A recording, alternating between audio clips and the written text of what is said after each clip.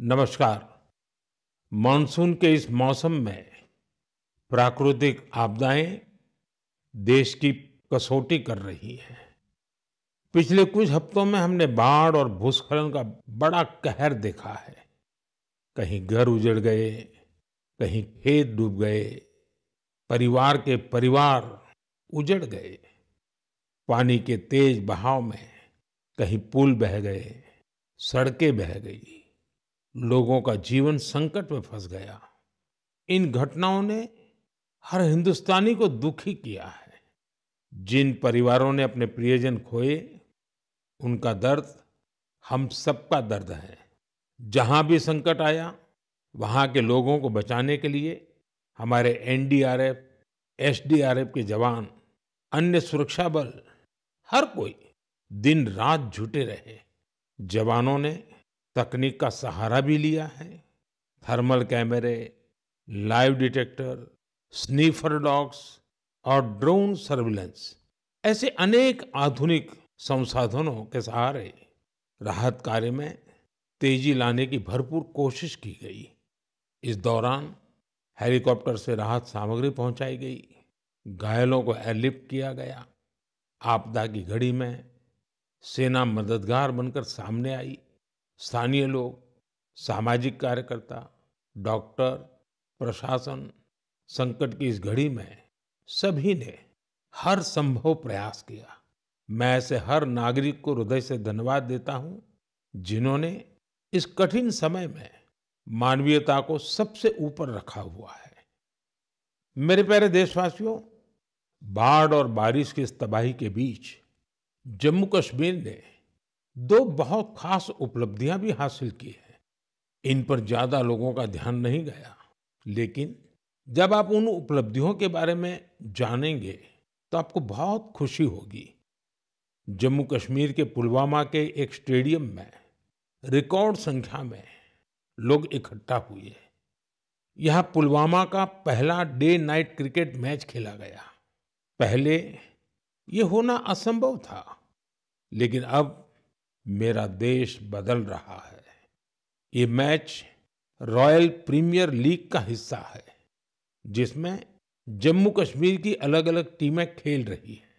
इतने सारे लोग, खासकर युवा, पुलवामा में रात के समय हजारों की तादाद में क्रिकेट का आनंद लेते हुए, ये नजारा वाकई देखने लायक था। साथियों, दूसरा आयोजन जिसने ध्यान खींचा वो है देश में हुआ पहला खेलो इंडिया वाटर स्पोर्ट्स फेस्टिवल, और वो भी श्रीनगर की डल झील पर हुआ। सचमुच ऐसा उत्सव आयोजित करने के लिए ये कितनी खास जगह है। इसका उद्देश्य है जम्मू कश्मीर में वाटर स्पोर्ट्स को और लोकप्रिय बनाना। इसमें पूरे भारत से 800 से अधिक एथलीट्स ने हिस्सा लिया। महिला एथलीट्स भी पीछे नहीं रही, उनकी भागीदारी भी लगभग पुरुषों के बराबर थी। मैं उन सभी खिलाड़ियों को बधाई देना चाहता हूं, जिन्होंने इसमें भाग लिया। विशेष बधाई मध्य प्रदेश को, जिसने सबसे ज्यादा मेडल जीते। उसके बाद हरियाणा और उड़ीसा का स्थान रहा। जम्मू कश्मीर की सरकार और वहां की जनता की आत्मीयता और मेहमान नवाजी की मैं भूरी भूरी प्रशंसा करता हूं। साथियों, इस आयोजन से जुड़े अनुभव को आप तक पहुंचाने के लिए मैंने सोचा है कि ऐसे दो खिलाड़ियों से भी बात करूं, जिन्होंने इसमें हिस्सा लिया। उनमें से एक है ओडिशा की रश्मिता साहू और दूसरे हैं श्रीनगर के मोहसिन अली। आइए सुनते हैं वो क्या कहते हैं। रश्मिता जी, नमस्ते। नमस्ते सर। जय जगन्नाथ। जय जगन्नाथ सर। रश्मिता जी, सबसे पहले तो आपको खेल जगत में सफलता के लिए बहुत बहुत बधाई। Thank you sir. रश्मिता, हमारे श्रोता आपके बारे में और आपकी खेल यात्रा के बारे में जानने के लिए बहुत उत्सुक है। मैं भी बहुत उत्सुक हूँ, बताइए। सर, मैं रश्मिता साहू हूँ, उड़ीसा से। और मैं कैनोइंग प्लेयर हूँ। मैं 2017 से कोर्स ज्वाइन किया था।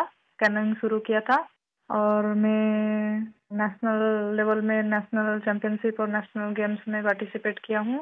मेरा 41 मेडल्स है, 13 गोल्ड, 14 सिल्वर और 14 bronze medal sir.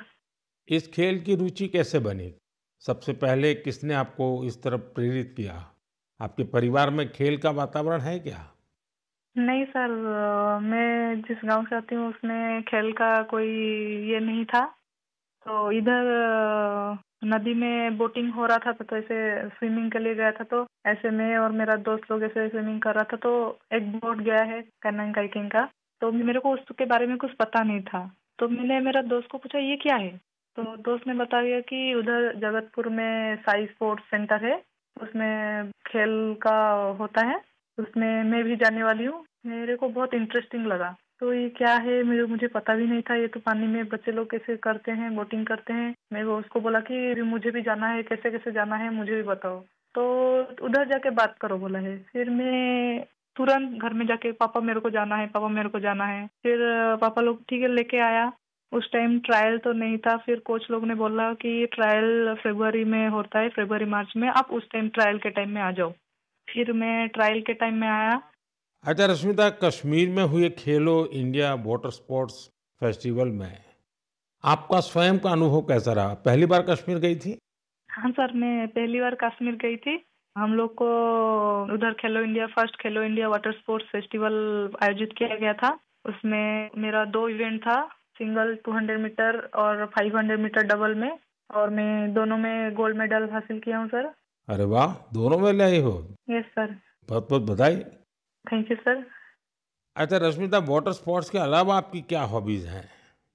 Sir water sports के अलावा सर मेरे को स्पोर्ट्स में मेरे को रनिंग बहुत अच्छा लगता है। जब भी मैं छुट्टी में जाती हूँ तब मैं रनिंग के लिए जाती हूँ। मेरा जो पुराना फील्ड है उधर मैं पहले थोड़ा सा फुटबॉल खेलना सीखी थी। तो उधर जब भी जाती थी मैं बहुत रनिंग करती हूँ और मैं फुटबॉल भी खेलती हूँ सर, थोड़ा बहुत। मतलब खेल आपके रगों में है। हाँ सर, मैं जब फर्स्ट क्लास से 10th क्लास तक जब स्कूल में था तो मैं जो भी पार्टिसिपेट करता था उसमें सब में फर्स्ट होता था, चैंपियन होता था सर। रश्मिता, जो लोग आपकी तरह खेलों में आगे बढ़ना चाहते हैं, अगर उनको कोई संदेश देना है तो आप क्या दोगी? सर बहुत सारे बच्चे, उनको घर से निकलना भी मना होता है। और लड़की हो बाहर में कैसे जाओगे। और किसी किसी का पैसा का दिक्कत की वजह से वो लोग खेल छोड़ रहे हैं। और ये जो खेलो इंडिया का स्कीम हो रहा है उसमें बहुत सारे बच्चों को पैसा का भी मदद मिलता है और बहुत सारे बच्चों को बहुत सारे हेल्प मिल रहा है। उसके वजह से बहुत सारे बच्चे आगे जा पा रहे हैं। और मैं बोलूँगी सबसे कि खेल को छोड़ो मत, खेल से बहुत आगे जा सकते हैं। तो खेल तो एक खेल है लेकिन उसमें शरीर का हर अंश स्वस्थ भी रहता है। और खेल को आगे लेके इंडिया को मेडल दिलवाना हमारा कर्तव्य है सर। चलिए रश्मिता जी, मुझे बहुत अच्छा लगा। आपको फिर से एक बार बहुत बहुत बधाई। और आपके पिताजी को भी मेरी तरफ से प्रणाम कहिएगा, क्योंकि उन्होंने इतनी कठिनाइयों के बीच भी एक बेटी को आगे बढ़ने के लिए इतना प्रोत्साहन दिया। मेरी बहुत बहुत शुभकामनाएं हैं। धन्यवाद। Thank you sir. जय जगन्नाथ। जय जगन्नाथ सर। मोहसिन अली, नमस्ते। नमस्ते सर। मोहसिन जी, आपको बहुत बहुत बधाई और आपके उज्जवल भविष्य के लिए बहुत बहुत शुभकामनाएं। Thank you sir. मोहसिन, आपने पहले खेलो इंडिया वाटर स्पोर्ट्स इसका फेस्टिवल और उसमें भी सबसे पहला गोल्ड मेडल जीतने वाले आपको कैसा लगा? सर बहुत ही खुश हूँ मैं। मैंने गोल्ड मेडल जीता है खेलो इंडिया में, जो पहली बार हुआ है यहाँ पर कश्मीर में। लोगों में क्या चर्चा है? बहुत ही चर्चा है सर। पूरी फैमिली खुश है अभी। आपके स्कूल वाले? स्कूल वाले भी सब खुश है। कश्मीर में सब बोलते हैं आप गोल्ड मेडलिस्ट हो। तो आप तो बड़े सेलिब्रिटी बन गए। Yes sir.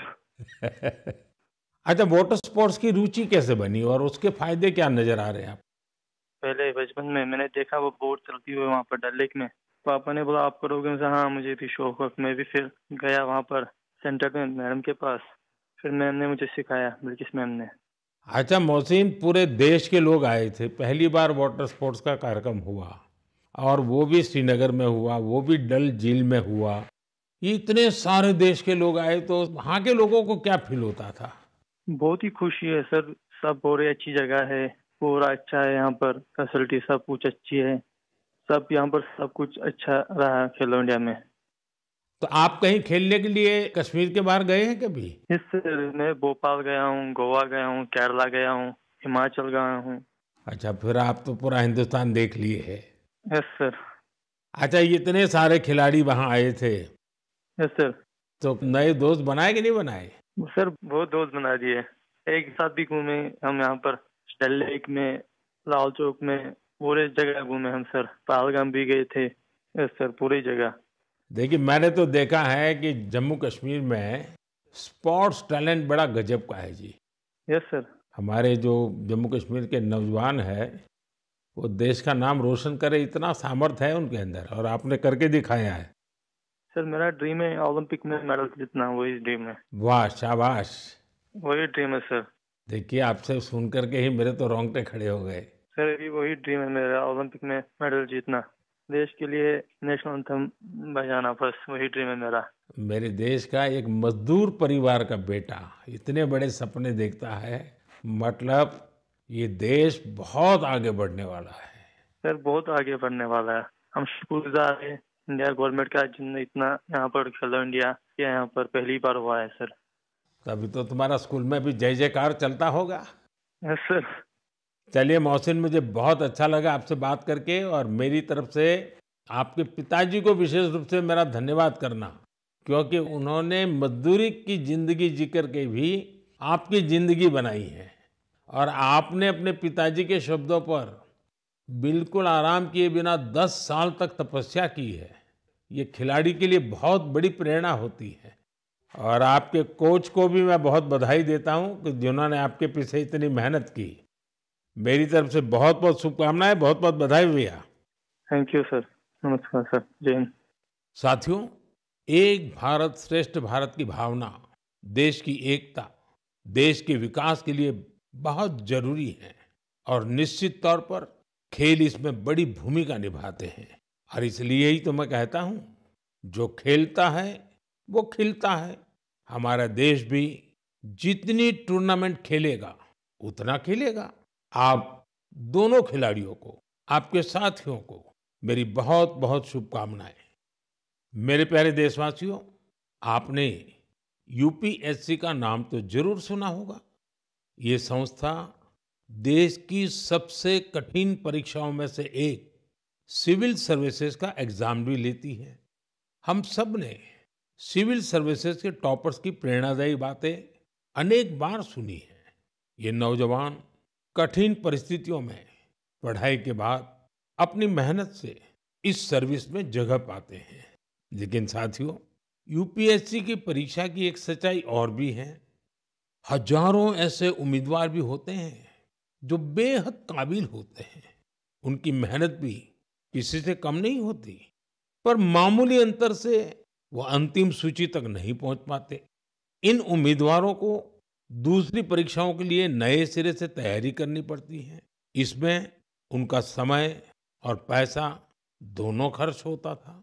इसलिए अब ऐसे होनहार विद्यार्थियों के लिए भी एक डिजिटल प्लेटफॉर्म बनाया गया है, और इसका नाम है प्रतिभा सेतु। प्रतिभा सेतु में उन उम्मीदवारों का डेटा रखा गया है जिन्होंने यूपीएससी की अलग-अलग परीक्षाओं के सभी चरण पास किए, लेकिन अंतिम मेरिट लिस्ट में उनका नाम नहीं आ पाया। इस पोर्टल पर 10,000 से ज्यादा ऐसे होनहार युवाओं का डेटा बैंक मौजूद है। कोई सिविल सर्विस की तैयारी कर रहा था, कोई इंजीनियरिंग सर्विस में जाना चाहता था, कोई मेडिकल सर्विसेज के हर पड़ाव को पार कर चुका था, लेकिन फाइनल में उसका सिलेक्शन नहीं हुआ। ऐसे सभी उम्मीदवारों की जानकारी अब प्रतिभा सेतु पोर्टल पर उपलब्ध कराई जा रही है। इस पोर्टल से प्राइवेट कंपनियां इन होनहार स्टूडेंट्स की जानकारी लेकर उन्हें अपने यहाँ नियुक्ति दे सकती है।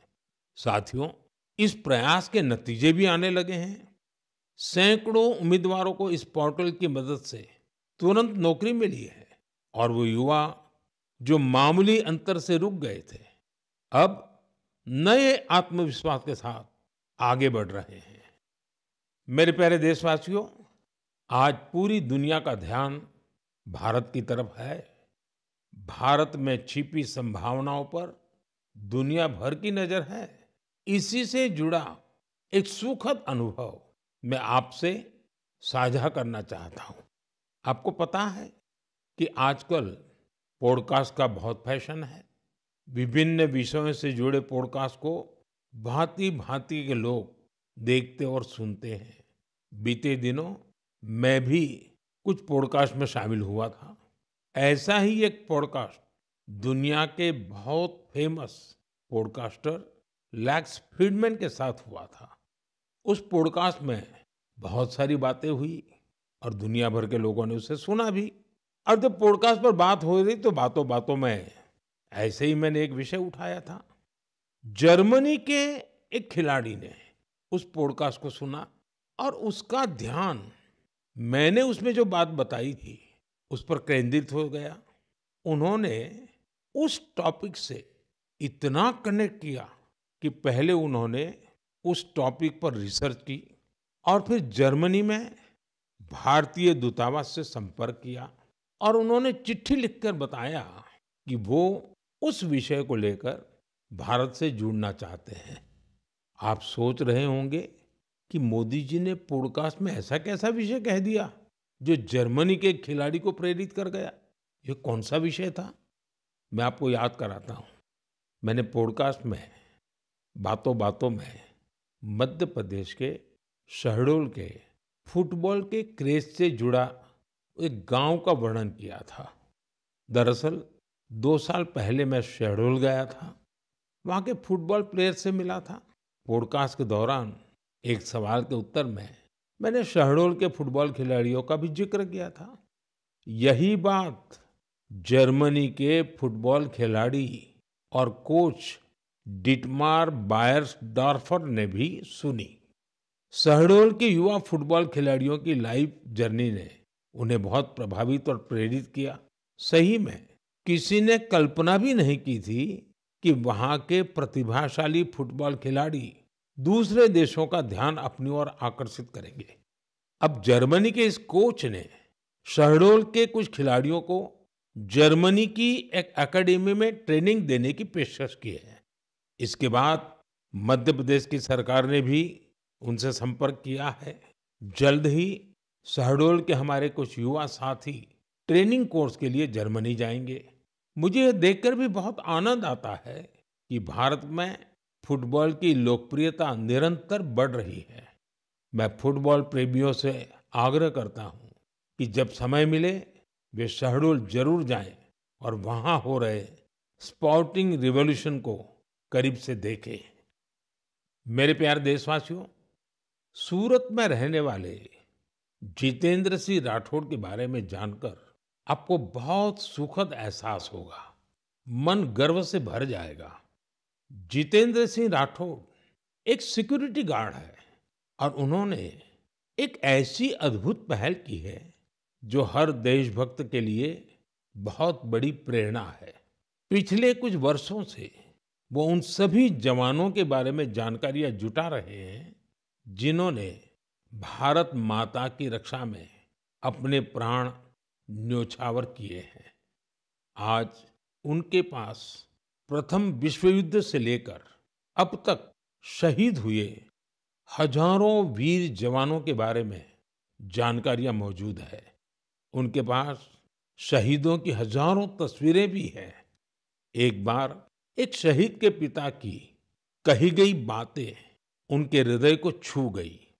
शहीद के पिता ने कहा था, बेटा गया तो क्या हुआ, वतन तो सलामत है ना। इस एक बात ने जितेंद्र सिंह जी के मन में देशभक्ति का एक अद्भुत जुनून भर दिया। आज वो कई शहीदों के परिवारों के संपर्क में है।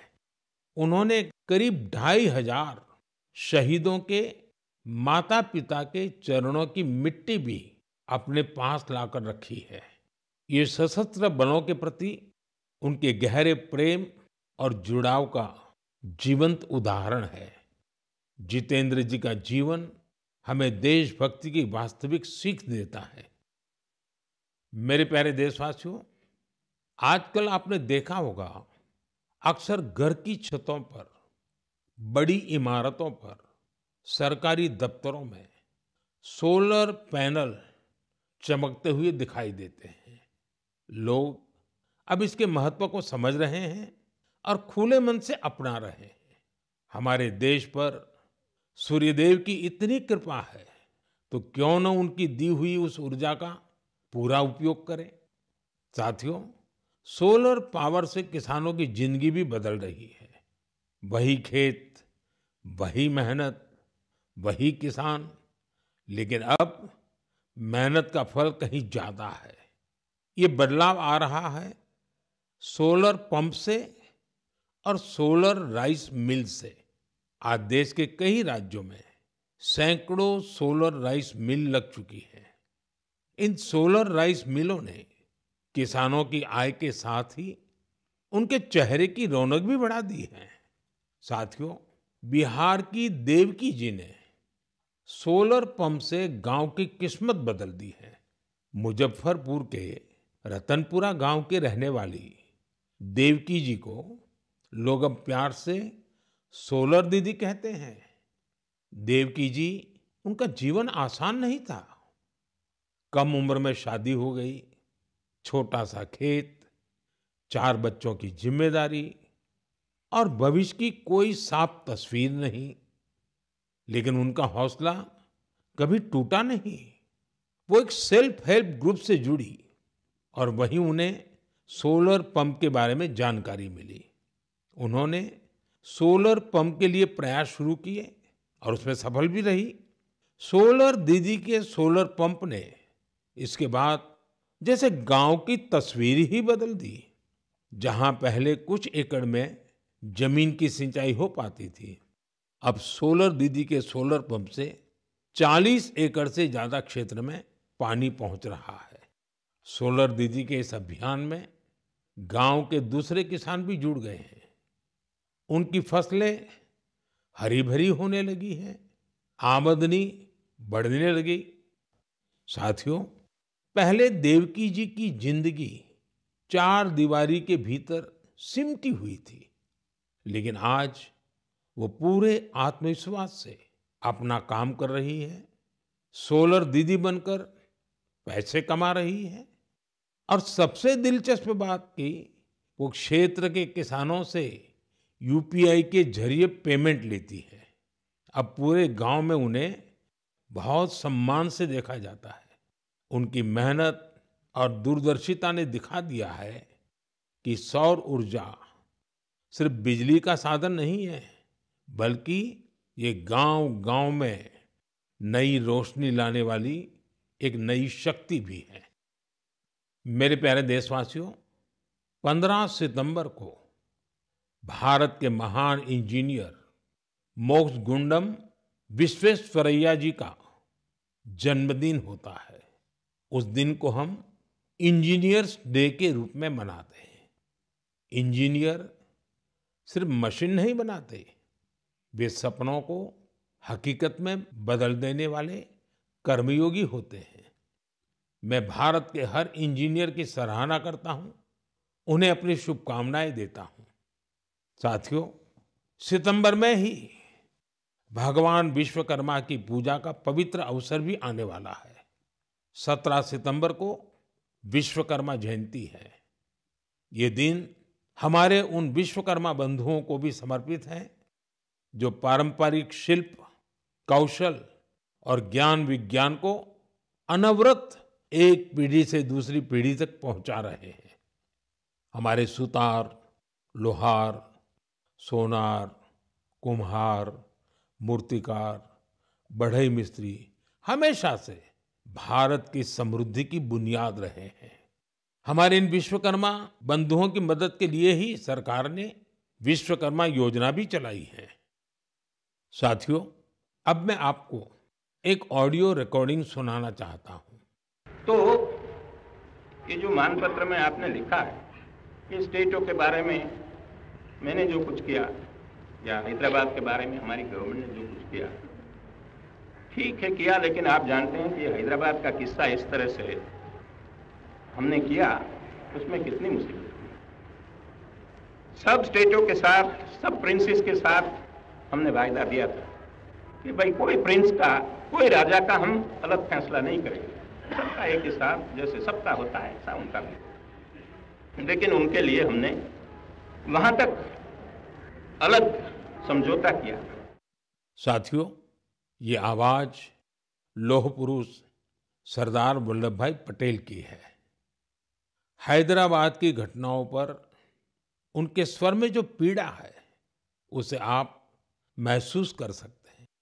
अगले महीने सितंबर में हम हैदराबाद लिबरेशन डे भी मनाएंगे। ये वही महीना है जब हम उन सभी वीरों के साहस को याद करते हैं जिन्होंने ऑपरेशन पोलो में हिस्सा लिया था। आप सबको मालूम है कि जब अगस्त 1947 में भारत को आजादी मिली तो हैदराबाद अलग ही स्थिति में था। निजाम और रजाकारों के अत्याचार दिन ब दिन बढ़ते जा रहे थे। तिरंगा फहराने या वंदे मातरम कहने पर भी मौत के घाट उतार दिया जाता था। महिलाओं और गरीबों पर अत्याचार किए जाते थे। उस समय बाबा साहब आम्बेडकर ने भी चेतावनी दी थी कि ये समस्या बहुत बड़ी बनती जा रही है। आखिरकार सरदार पटेल ने मामले को अपने हाथ में लिया। उन्होंने सरकार को ऑपरेशन पोलो शुरू करने के लिए तैयार किया। रिकॉर्ड समय में हमारी सेनाओं ने हैदराबाद को निजाम की तानाशाही से आजाद कराया और उसे भारत का हिस्सा बनाया। पूरे देश ने इस सफलता का उत्सव मनाया। मेरे प्यारे देशवासियों, आप दुनिया के किसी भी कोने में चले जाएं, वहां आपको भारतीय संस्कृति का प्रभाव देखने को जरूर मिलेगा। और ये प्रभाव केवल दुनिया के बड़े शहरों तक सीमित नहीं है, बल्कि इसे छोटे छोटे शहरों में भी देखा जा सकता है। इटली के एक छोटे से शहर कैंप रोतोंडो में ऐसा ही देखने को मिला है। यहाँ महर्षि वाल्मीकि जी की प्रतिमा का अनावरण किया गया। इस कार्यक्रम में वहाँ के स्थानीय मेयर सहित क्षेत्र के अनेक अहम व्यक्ति भी शामिल हुए। कैंप रोतोंडो में रहने वाले भारतीय मूल के लोग महर्षि वाल्मीकि जी की प्रतिमा लगने से बहुत खुश हैं।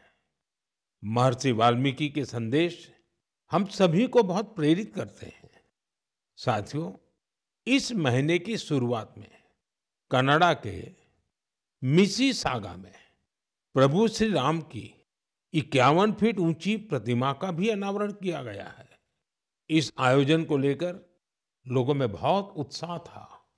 सोशल मीडिया पर प्रभु श्री राम की भव्य प्रतिमा के वीडियोज खूब शेयर किए गए। साथियों, रामायण और भारतीय संस्कृति के प्रति ये प्रेम अब दुनिया के हर कोने में पहुंच रहा है। रूस में एक मशहूर स्थान है व्लादिवोस्तोक। बहुत से लोग इसको ऐसी जगह के रूप में जानते हैं जहां सर्दियों में तापमान -20 से -30 डिग्री सेल्सियस तक गिर जाता है। इस महीने व्लादिवोस्तोक में एक अनूठी प्रदर्शनी लगी। इसमें रूसी बच्चों द्वारा रामायण की अलग अलग थीम पर बनाई गई पेंटिंग्स को भी शोकेस किया गया। यहाँ पर एक कंपटीशन का भी आयोजन हुआ। दुनिया के अलग अलग हिस्सों में भारतीय संस्कृति के प्रति बढ़ती जागरूकता देखकर वाकई बहुत प्रसन्नता होती है। मेरे प्यारे देशवासियों, मन की बात में इस बार इतना ही। इस समय देश भर में गणेश उत्सव की धूम है। आने वाले दिनों में बहुत सारे त्योहारों की रौनक होगी। उन त्योहारों में आपको स्वदेशी की बात कभी भी भूलनी नहीं है। उपहार वही जो भारत में बना हो, पहनावा वही जो भारत में बुना हो, सजावट वही जो भारत में बने सामान से हो, रोशनी वही जो भारत में बनी झालरों से हो, और भी ऐसा बहुत कुछ। जीवन की हर जरूरत में सब कुछ स्वदेशी हो। गर्व से कहो ये स्वदेशी है। गर्व से कहो ये स्वदेशी है। गर्व से कहो ये स्वदेशी है। इस भाव को लेकर हमें आगे चलना है। एक ही मंत्र, वोकल फॉर लोकल। एक ही रास्ता, आत्मनिर्भर भारत। एक ही लक्ष्य, विकसित भारत। साथियों, इन खुशियों के बीच आप सभी स्वच्छता पर जोर देते रहें, क्योंकि जहां स्वच्छता है वहां त्योहारों का आनंद भी और बढ़ जाता है। साथियों, मन की बात के लिए मुझे इसी तरह बड़ी संख्या में अपने संदेश भेजते रहिए। आपका हर सुझाव इस कार्यक्रम के लिए बहुत महत्वपूर्ण है। अपना फीडबैक मुझ तक जरूर पहुंचाते रहें। अगली बार जब हम मिलेंगे तो और भी नए विषयों की चर्चा होगी। बहुत बहुत धन्यवाद। नमस्कार।